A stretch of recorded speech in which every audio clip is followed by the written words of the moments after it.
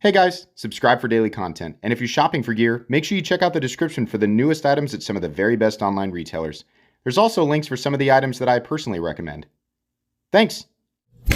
What's going on YouTube? Metal Complex here, and today I've got another short little unboxing video to share with you guys. Something brand new from CJRB, I believe, and something pretty inexpensive. I will link it right down in the description so that you guys can check it out if you want to. It does help my channel when you use those links, but that's entirely up to you. Thanks to my patrons for supporting me. Please make sure to follow me on Instagram at metal_complex and on TikTok at the_metal_complex. Okay, what do we have here? Always happy to take a look at something from CJRB. If you are new to pocket knives, or maybe you're new to my channel and you found all of the expensive knife content, because that's definitely here, I also cover inexpensive knives. Now, today's video is simply an unboxing and first impressions, not a review, but I know that there are plenty of people out there who appreciate an inexpensive knife, so this should be right up your alley. The Shale is what this is called. I forgot to look at the box. The Shale Stonewash AR RPM 9 and green G10 handle. I know that I've never taken a look at anything from Artisan Gallery called the Shale, so this must be brand new. Looks like we've got a crossbar lock. Oh, okay. Very cool. Definitely in this, kind of in the same target zone as the Bugout for sure. We have an ambidextrous locking system, so we should have an ambidextrous clip position. Yes, beautiful here. This has been done on the Bugout. It's also been done on like 10,000 knives before the Bugout. But outlining the texture zone is a nice way to provide that extra portion of texturing. And making it a little bit fancy with the perimeter instead of just going to the edge. I always like how that looks. Okay, yeah, very straightforward. Very, very straightforward. So CJRB has the Pyrite. They have the Hectare. They have the Echo. They have, there's another one in there. They're all kind of in that same department, but are larger or smaller. Right, there's another one that's a little bit larger I always forget about, or at least a couple more.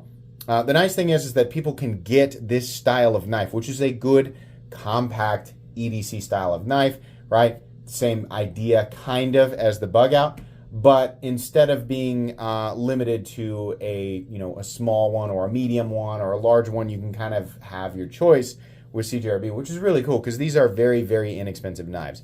My guess is this is probably right around 50 bucks. We have nested liners, AR RPM 9 steel, very nice tumbled finish there. AR RPM 9 we now know to be essentially a spray form 9CR 18 MOV or 440B, which is absolutely fine for this territory. We have really nice ergonomics. This is thin without being like annoyingly thin, if you guys know what I mean. It does not feel hollow or cheap in any way. Let's measure it here real quick and see what we're working with in terms of overall size. So this guy comes in at 7 1/4. That's going to be on the shorter side and definitely closer, if not exactly the same as the Spyderco Para 3. Your blade length on this guy is coming in at just shy of 3 1/4. Yeah, it's about 3 1/8, honestly. And then your cutting edge is almost exact. The cutting edge is like 3 1/16. So let's go ahead and weigh it here real quick. The weight on this guy, the Shale, I guess. And most likely, you already have a couple of different options in terms of scale color. But this strikes me as something that they plan to release in multiple configurations. If you want to know how the Omega Springs feel, these definitely feel higher tension than what I expect from Benchmade, or even, oh yeah, noticeably higher tension than even on the Hogue Deca. That's cool. It feels really, really good. I think most people enjoy those high tension springs. I don't love the peaky thumb studs, but they're not quite as bad as like what you experience with like a Chris Reeve knife. So anyways, the weight on this guy weighs 2.9 ounces. That's ultra lightweight in my book. Any additional amount of weight under that is trivial to me personally. Under 3 ounces, I don't know. It's so lightweight that's where the line is. I always say it becomes a risk for me to leave it in my pocket and wash it. It's so lightweight. Something I consider a risk, though, many other people consider an absolute benefit. And given that it is 2.9 ounces, With a 3-inch blade, that means that your ratios are very, very good, and your balance actually right behind the pivot is also great. So this does a good job of feeling lightweight and compact without feeling delicate. You also have a fairly tall blade. That's really nice. It also looks really cool. They didn't go with like your, ultra typical drop point blade. Let's do a couple of size comparisons here. We did the Para 3. Let's do the PM2. Let's go ahead and do the Hodeca since it's out here. How about some other budget knives? Let's do the Miguron Moyarl. There we go. We have the Sencut Crowley, also a good option. Somewhat similar, I guess. We have the Vosteed Raccoon right here. We have the Nafs Lander is probably also a good one. And yeah, we kind of have to do this Civivi Vision FG. That's my all-time favorite. Not quite a budget knife, but very, very close. Yeah, I think I'd also like to directly compare this with the Bugout because it is definitely close while still being different enough, right? I always maintain that the Bugout is such a generic knife that claiming that it is original in and of itself is, I'll be nice about it. That's silly. Drop point blade and rectangle handle, they definitely weren't the first to do that. But it is definitely the evergreen style of that, those shapes. So it often gets compared to, and I think it's important to go ahead and compare because a lot of people who want the Bugout want it until they see the price tag.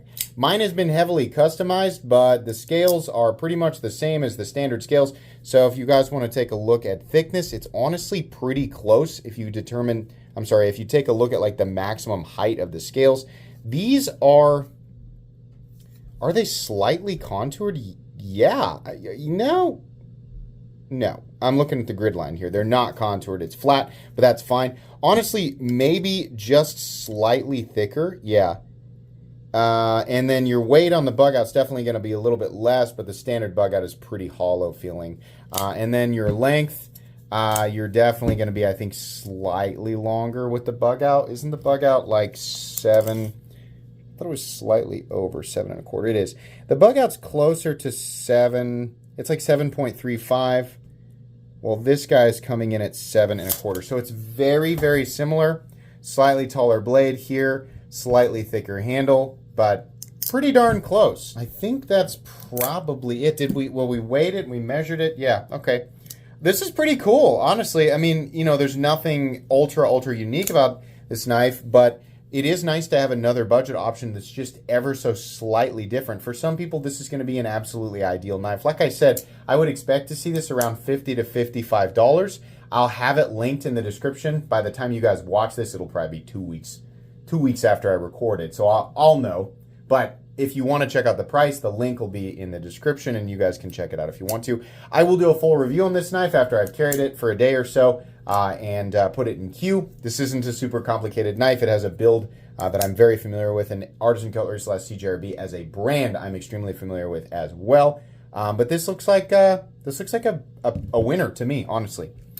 That's going to be pretty much it for today's video. Please make sure to follow me on Instagram at metal_complex and on TikTok at _metal_complex. If you enjoyed this video, leave a like. If you'd like to check out my other content, I do, of course, have lots of videos of knives that are either expensive or inexpensive that I do or don't like, so check those out. And if you enjoy all my content, go ahead and click on that Metal Complex logo right there and subscribe because there's definitely more coming. Thanks again for watching, everybody, and have a great day.